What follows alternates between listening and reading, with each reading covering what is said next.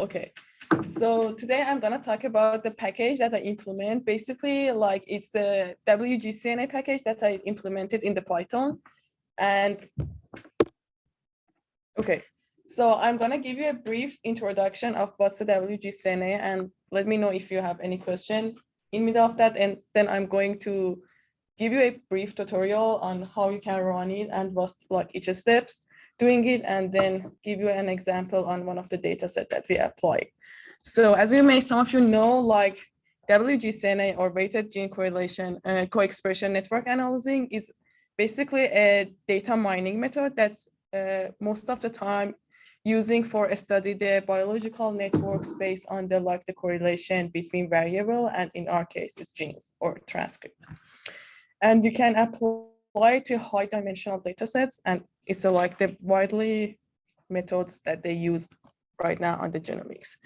So like there is some of the the usage that you can use your WGCNA, that you can define the modules or cluster, and then for each modules you can just basically find define or find the hub genes. And then you can also study the relationship between each modules or the genes within the modules. So this is an overview of the weighted correlation. You start with the gene expression or any expression data that you have, and then you calculate the correlation between each genes, and then you try to create the adjacency matrix. So you exponentiate the correlation metric that you have to the high number or high power that I'm gonna tell you how you can define this or find out what's a suitable number here.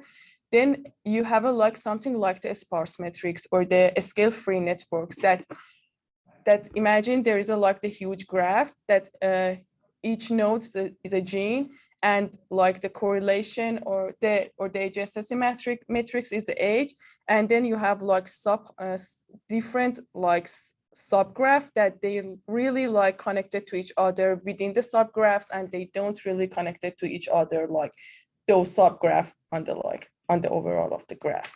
And basically, as you see here, for example, these three gene A, B, and C really connected to each other. So we define these three as a modules, and then C, D that they connected to each other and other modules. So one gene A should perfectly correlate with gene A. That might be something I want to double check. I think it's just a cartoon. Just a cartoon. Yeah. So we basically ignore the diagonal of the matrix because we know each genes correlate with each other. We're more interested in the genes that correlated to each other, not the. For two, can you? So it sounds like you're doing some sort of. So you're building a fully connected graph in a sense, and then you're thresholding it somehow. Yeah, right? so when you create, so I'm gonna explain it a little more later too, but here when we have a correlation matrix, as you said, there are different there are a lot of numbers between 0 and 1, but there are some numbers that they really small, and we somehow try to get rid of those. So when we power this matrix to the really high number, those numbers that really small is become smaller, and then they become really near 0. So we in this situation or in this approach, we get rid of those really small number that we can see in our cases. So as I mentioned you earlier, we have to define, or we have to find what's the best suitable number here to power our matrix. So there's two different approaches to find it. One of them the hard threshold, that you just basically choose the number 0.9 and said when the correlation is above 0.9, we just keep that connection, and if not, we just get rid of it. But in this case, we just lose a lot of data, and maybe we couldn't find a suitable threshold. The other approach that I only implement this one in my package is the soft thresholding, that we get a range of different powers here, and then we calculate the scale-free connectivity to our network. to get rid of those noise that I mentioned you earlier. So for example, here we basically calculate the adjacency metrics for each powers. Then we calculate the mean connectivity, median connectivity, the R square for each of them, and then we try to choose the best power. For example, I mostly choose the power that above 0.9 for the R square, and and also I check the mean connectivity to be less than 100. So in that case, I can get a scale-free networks or a scale-free topology in my networks. How do you calculate the correlation? What is it? Pearson's? I use the Pearson, but you can give another option. I use a NumPy package to calculate the correlation, but you can definitely define different methods if you want. Was it correlation? Yep. And then the other thing is that the type of the network that you can choose. So there are different type of the networks that you can choose for calculating. One of them is unsigned that just basically try to just imagine that all the correlation are positive. The other one is a sign that's a strong negative correlation, also consider as the disconnect or unconnected between them. And the third one that's is more recommended in my thoughts, it's called sign hybrid network. That's similar to the sign, but for the zero or all those negative, we just replace it with a zero. So the reason that I like sign hybrid more than sign, because in that case, when you see it, for the sign hybrid, you have to choose the power that 2 times rather than when you use the sign hybrid, and the correlation and all those measurement is mostly the same. So I basically most of the time goes with the sign hybrid, and this is the default network type in my package, but you can definitely change it to the sign or unsigned. So as you may know, WGCNA is it's already implemented in the R, that I think is the popular package right now, but there are some problem that I basically wants to implement it in the Python. The first thing is that we have too many samples. For example, in our case, we have a lot of samples at the tissue and cell line, like 2,000 samples. And when I try to use the R packages, the WGCNA just crashed, and I couldn't get working. And then even if I can, it takes maybe 1 or 2 days to just run it and process it. Also, the other things is that our lab used the long grid, build a long grid library as well, and we like to investigate or clustering as a transcript level rather than the gene levels. So we have too many transcript, and I couldn't use the R package to get working. The other things is that if you already work with the R package, you know that you need a comprehensive knowledge of the biology or computer, and understanding each steps maybe takes 1 week, or in my case takes 1 month to really go through each steps, look at it and understanding perfectly. And the last thing is that you have to use the other packages to visualizing. So maybe when you for example, if you want to visualize as a network, you have to go to the iGraph or other things. So I try to implement a Python package that has really you don't need a big knowledge. You can run it, I think, in less than 20 lines, and you have you can create a lot of things by some function that I try to automate it as possible. So this is the whole overview. It has 5 steps.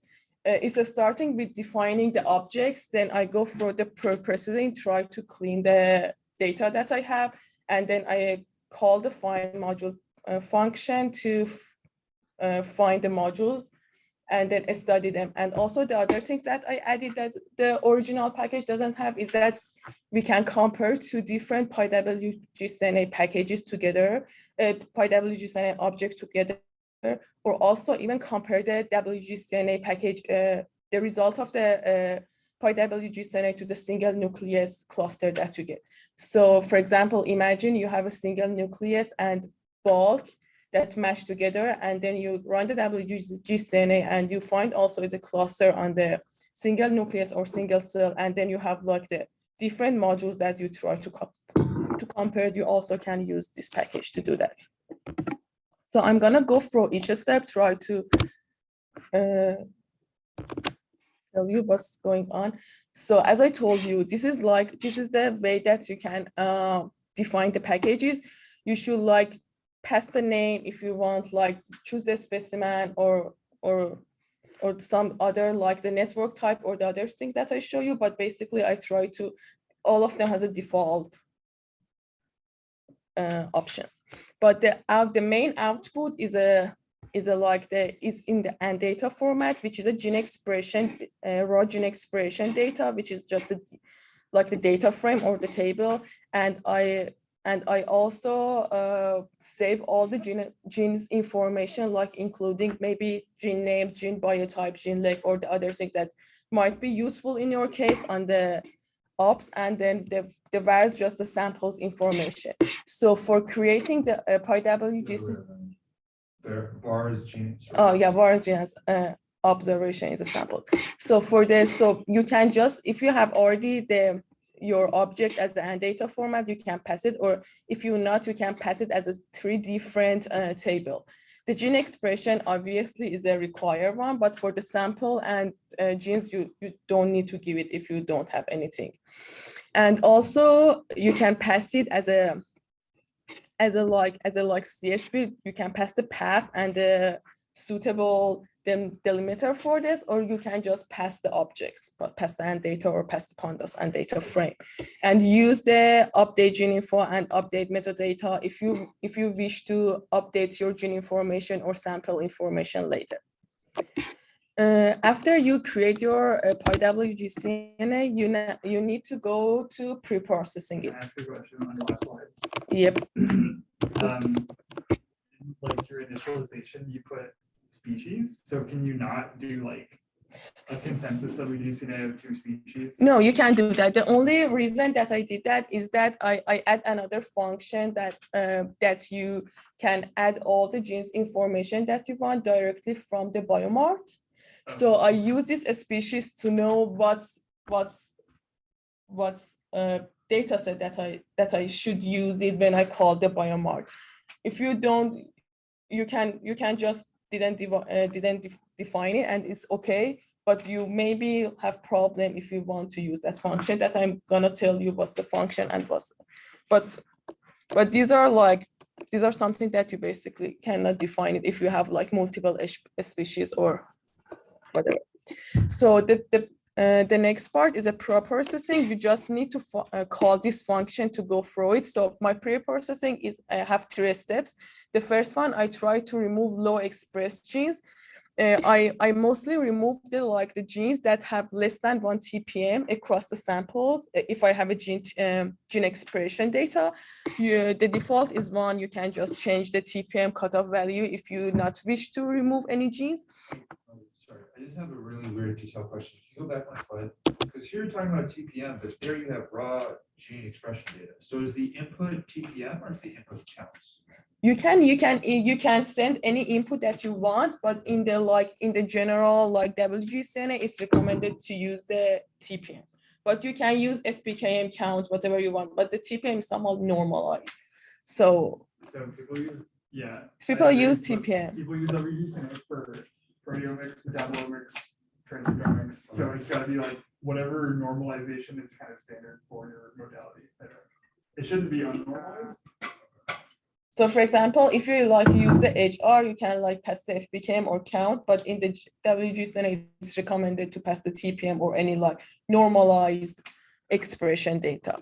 By raw, I mean not pre-processing the way that I did it, not mean not count or TPM.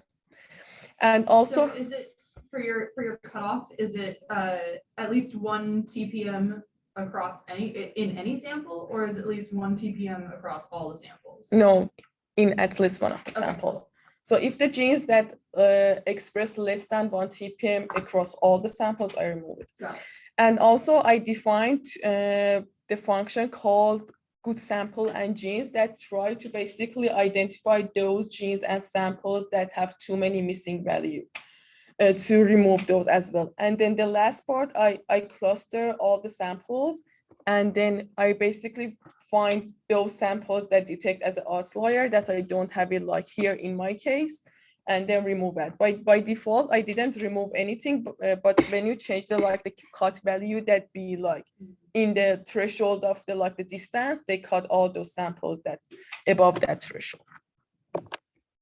And all these steps just implemented in one function. So you just need to call preprocessing. But again, in the R package, you need to go each steps separately. And also this is just a better result of the things, a better resolution. So that one you can see that there's more outliers. So for example, here I don't really like remove this because the distance is not too much, but like if you have too many data and you don't really worried about like missing 3 or like removing 3 or 2 samples, I think this is just a cutoff that I use. So I get rid of like those like 5 samples here. What if I cut off, or I'm sorry, what if they're clustering based on their biology, like if it was a transgenic versus wild type kind of thing? What do you mean? So If they're clustering differently because I think that you're trying to do something that's like getting rid of like things that are. So you can so for example here, like when you like you WGCNA save this figure, so you can basically just look at them, and if like all those like on the same group, like all of them on the wall type on the specific time point, it makes sense that they all cluster together. But sometimes there's like one samples like that, one like non-wall type samples, like HO samples that cluster to the wall type and they really distance to the others, so you can like just remove it by using the cut. What Sam is asking is, can you give it multiple conditions? And if you do, is it going to do this? This one is just basically a simple hierarchical clustering across all the samples. All the conditions at once. Yeah, just all the samples. Yeah, they just try to remove those samples that's really like outlier compared to others, not and like as I said in my package, I didn't remove any samples in this step. I only like create this plot to just give you the sense. Maybe there is sometimes you see one samples is just act weird and didn't like really far from others. I can show you the example later. I just think, yeah. So like people when they're following a software package, they're pretty much gonna do the default. So if you're getting rid of samples by default, so by default, I set the cut value to infinite. Yeah. So by default, as I said, by default, I yeah. don't remove any 'Cause I samples. think outlier removal is important, but it's like pretty. You gotta like manually Yeah. it to see what's going on. But like if you remove stuff by default, people would they would just do it and then they wouldn't understand. What's going on. I should mention it. By default, I didn't remove anything. If you wish to remove it, you should change the cut value to be somewhere in the range of the distance. But by default, cut is like infinite number, so it didn't remove anything. I just like plot this for like somehow sanity check to just make sure that there is no samples that act really weird or like really far from the others, because in later analyzing it's gonna affect our results. Okay, so you have some questions Nadine from has a Nadine question. too. So what is? Yeah, so Nagin is asking what the metric is for the hierarchical clustering. Like, how does that typically work? So I use the distance for the clustering. So I can show you what's mean of that if I go further, like something like this.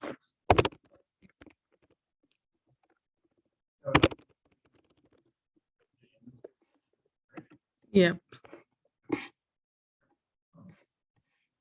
So for I can example, tell that you're looking for a specific figure. yeah, just so for example, here, imagine that these are all genes in the 2D dimensions. So I basically clustering in the distance. So B and C and D and E, like in the first step, they cluster together. And then like for the distance, when I use it, like B and C gonna be in the mean of the mean of these two distance. So B and C gonna be here, D and C gonna be here. Then I again calculate the distance. In our case, it's gonna be D and C cluster to the F, and then the cluster is gonna be here. And then these are maybe like, they have the similar distance, so they cluster together. So this is the like the approach that hierarchical clustering in the distance method uses. That I use the GenPALS function to calculate this kind of stuff for me. And is there any other question? Yeah, the other distance that, yeah, the default is the same as Negi mentioned, the distance. Just before we move on, do you store the hierarchical clustering in the object? No, so I should mention it before, but here, this is another, like one of the parameter that I defined. If I save it true, I save all of those figures that I created in middle of it as a PNG on the specific folder called figures. But if I don't, I don't save this one, but I'm saved important data frame in middle. For example, the raw gene expression, the process gene expression, some of them, but this one I don't save it. Okay, I would consider saving it just because a lot of times when I do these things, I want to be able to go back and like look at this, but look at this the way that I like to look at it, right? And so it's always a lot easier if I could somehow access the data immediately as opposed to, do you know what I'm saying? Yeah, I know, but there is other concern that if I want to save all the steps that I go through, at the end, my file is gonna be really big. Like maybe it's gonna be like 10 gigabytes. If I want, it's gonna be, because I tried. Because for example, I'm gonna save the adjacency matrix, I'm gonna save the Tom similarity matrix. Those are really big matrix. But again, you can create this plot or the output really easily by only called one function called hclass that I implemented in my package. So it didn't take a while to reproduce the actual number if you're looking for. But as I said, I saved this PNG. But again, I can add option to save all the steps if you think that might something that people think is useful. Okay, I can add that option really like easily. So the next part is a finding modules that again, if you remember the overview that I gave you like 5 minutes ago, at first I'm gonna pick the soft threshold that's suitable in R by looking at our expression data, then calculate the adjacency matrix, first calculate correlation, then calculate the adjacency matrix, Tom similarity, and then merge the closed modules and identify modules. I'm gonna later go through each of them in the next few slides. So for the pick the soft threshold, I calculate the connectivity for the given powers. I usually goes with the power 1 to 10 and then the odd numbers for 11 to 19. And then I report this table that has a like the R square slope, like mean median connectivity. And then I choose the first power that reach the R square less than 9, above 9, not less.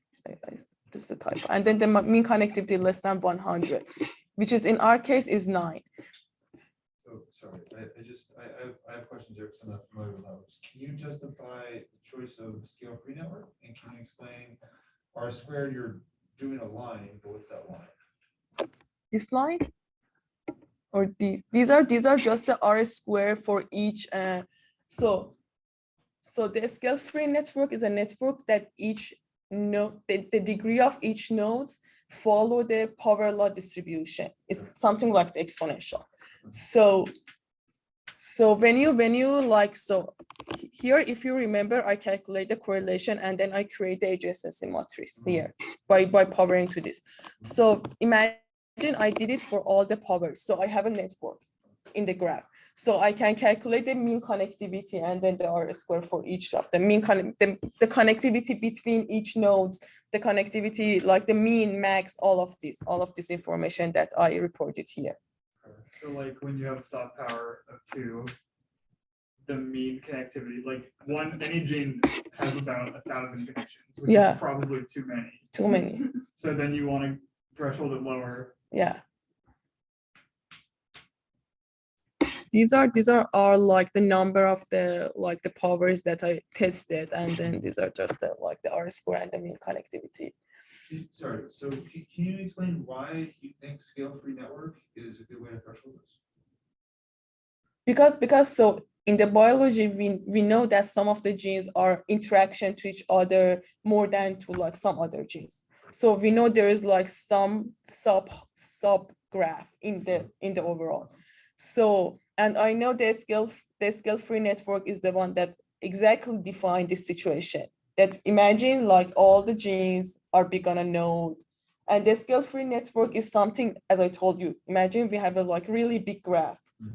There is some subgraph that really connected to each others. So each of these subgraph is in our case defined as a like some of the set of the genes that they interaction to each other to like produce something, make something, affect something like that in our case. So I know the scale-free networks like is the best distribution or the best like representation in our case. That's why I'm going to use this topology to do our things, to do the clustering.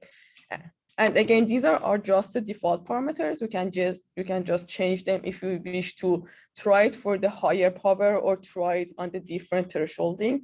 These are the things that we usually go with it in our lab. And then in the next step, as I told you, now we find what's the suitable number for the power. We calculate the correlation, and then we have the adjacency metrics by using this power that we get it from the previous steps. And then in the last part, we again calculate the time-based dissimilarity by following this function. So we find those genes that like here, all these genes somehow like cluster to each other. So these are the genes that like gonna be on the one modules.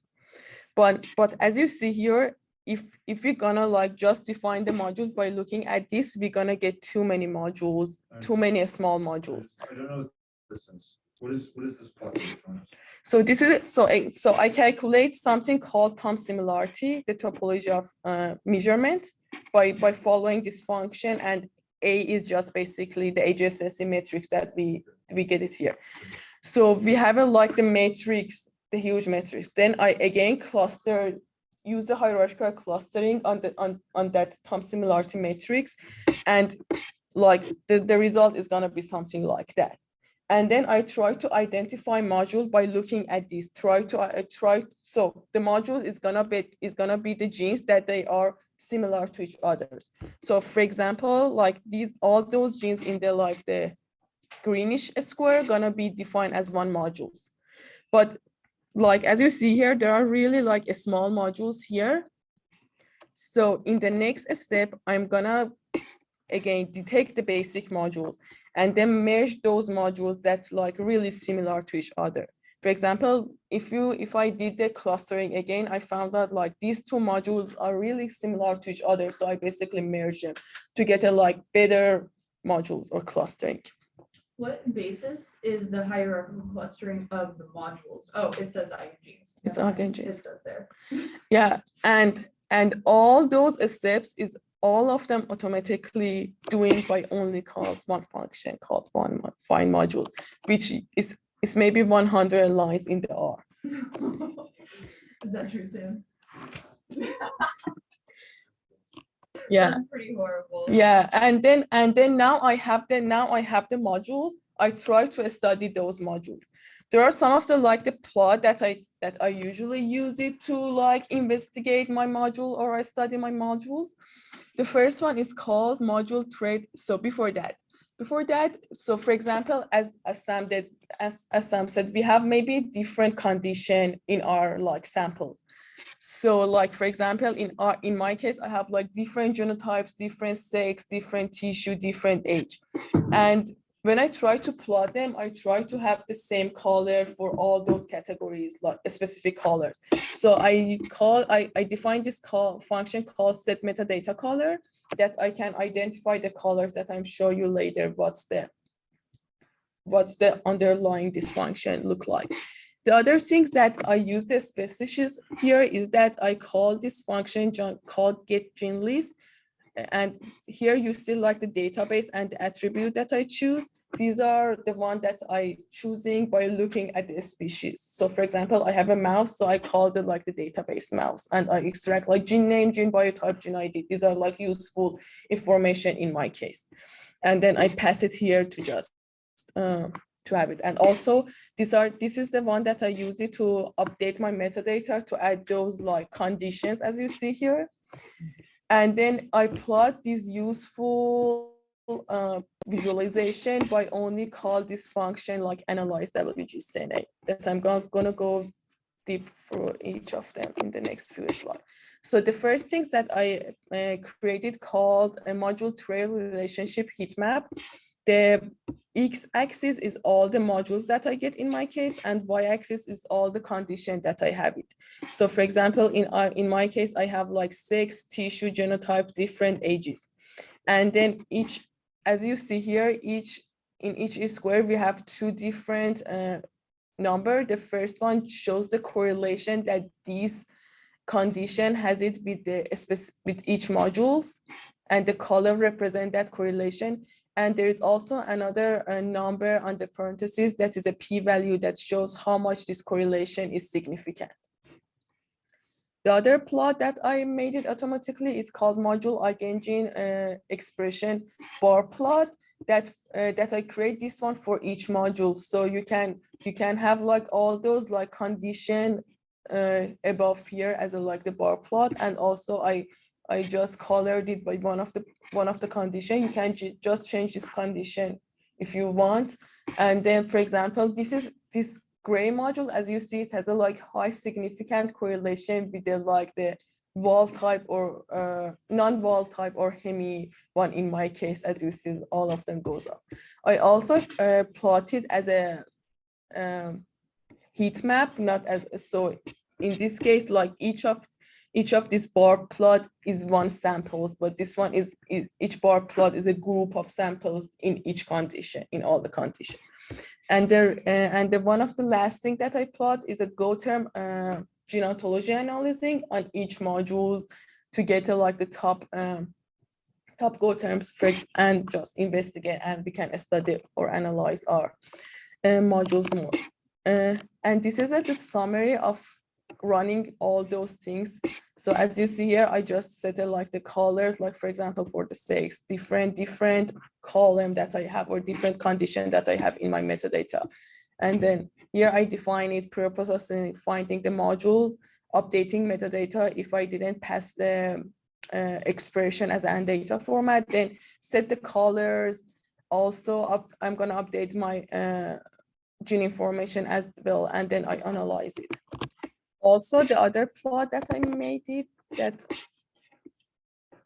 is a network, is looking at each modules as a network. So you can define, like, for example, on each modules, you maybe have like 500 genes, but you only maybe like interested in like the top 10 modules or the hub genes. So I imported like as a like the network, as you see, like, and also like each line, the width of each edge show you the strength of the connectivity. And if you like click on them, you can see all the other information like the biotype or other information that you have it on the gene information function. Also, I have this other option that you sometimes you just basically like interested in only the TFs or some important genes.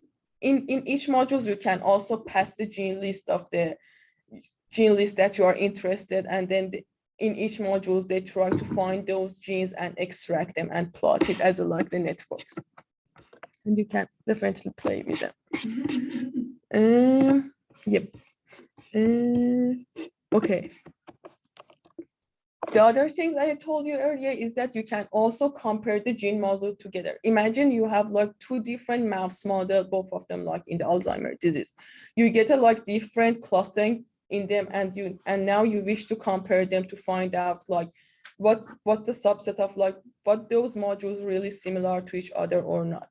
So I use this feature exactness analyzing to create this confusion matrix between each two group of modules in each like sample in each mouse model or in each condition.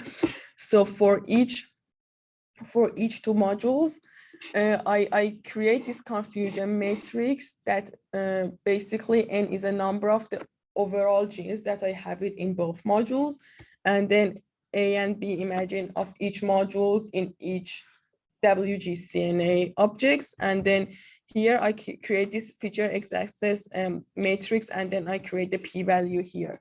So the color shows the log 10 minus log 10 p-value here, and then the size of each bubble shows you the fraction of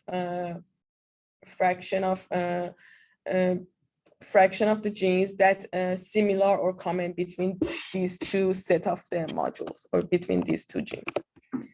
Here is like just a better resolution of those figures. The p-value is the one that I extracted here by using the feature excess test.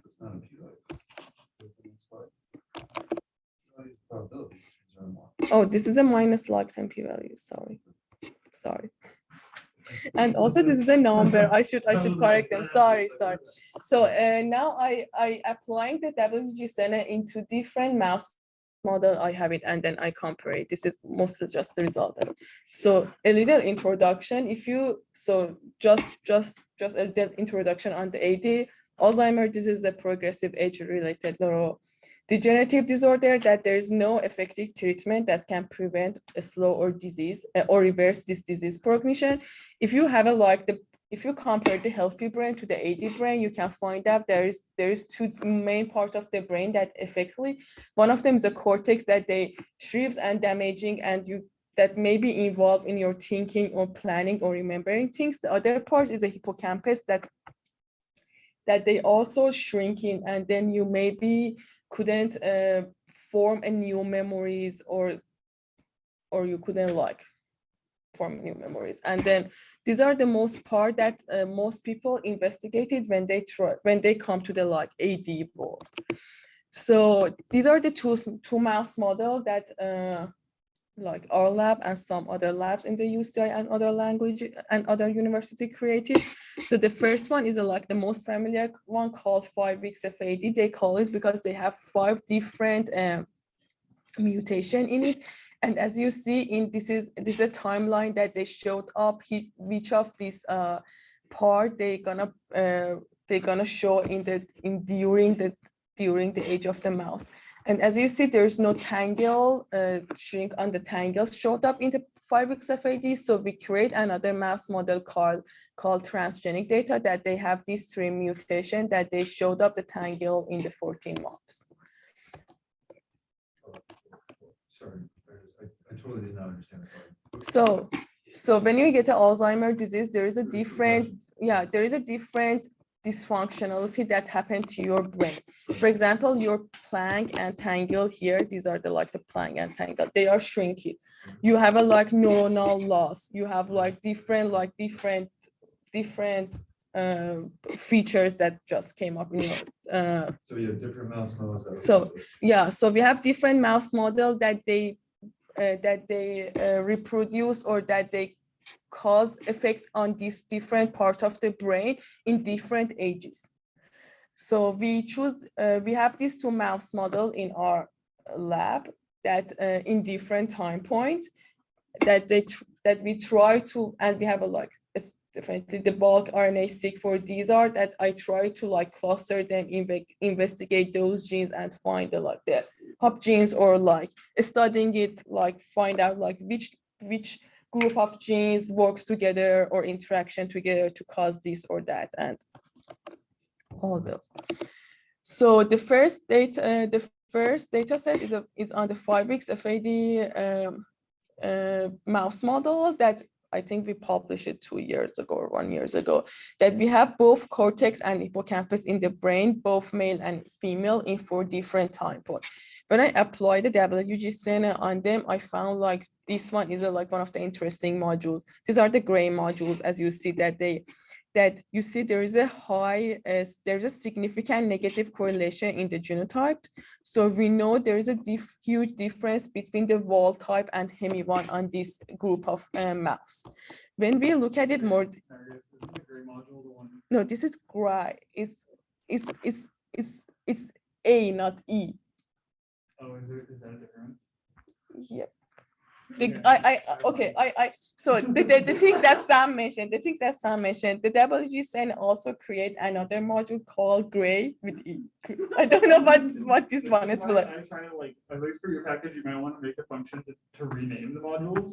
Maybe, but this one is needs like some biological information or aspect. If I didn't not name it by the color, like this is the huge, we have a huge conversation between me and Ali to try to like rename it, but it's not something that we can do it simply. But again, the gray module is the module. So when you try to cluster, it's definitely some genes that don't belong to any cluster and they also didn't cluster together. These are the modules that ended up into be a gray modules. But I just ignored those and didn't never plot it or studying it. When you have a bunch of different modules, it just tries to give a unique color to each one. So I guess if you have enough, it'll do gray with an A. I've never seen that, but that's good to know. Yeah, because I think the color name is a little different between R and Python because I used the name of from the matplotlib. Yeah, okay. Yeah. Interesting. That's very Okay. interesting. And also the number in the parentheses for each module is just the number of the genes that ended up in each module. So you can tell it's not the gray boring module because there's other modules up there that have more genes in it. Yeah, usually the gray is the most. Yeah. Yeah. And also I never plot the Yeah. gray I because wouldn't have caught that one. Also, I- do you guys have to go soon? Yeah. You guys have lab meeting. Yeah. yeah, I try to wrap it up. I don't have too much any other, but so this is a gray module. As you see, they really high in the hemi one, starting from 8 months. And if you remember this one, they showed up, the things gonna starting to show up around like 6 months or like after the 4 months, and we have a 4 month here. And you see like there is a little maybe expression at the 4 month, but we see the huge differences that coming starting from the 8 month. And also as you see like in the cortex, they're gonna show a little sooner than the hippocampus. And also this is a go term of this. And as you see, there is a lot of neutrophil like degeneration, different like, I don't know, the cytokine, all those, most of this pathway are related to the AD and AD progression. Also, this is another mouse model. Yeah, I don't know what's what, but this is another data set on the transgenic data that we only have a hippocampus female on 3 different time points.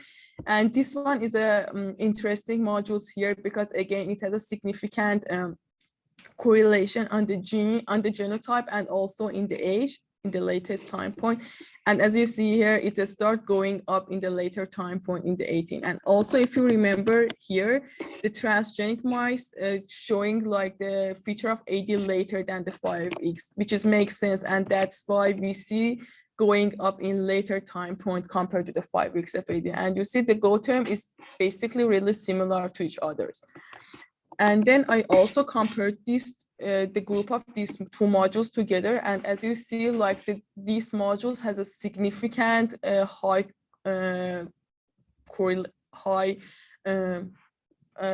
they have a really similar genes to each other that they are like significant as well. So we can say that like these 2 modules is gonna be our 2 modules that they similar to each other into different mouse models.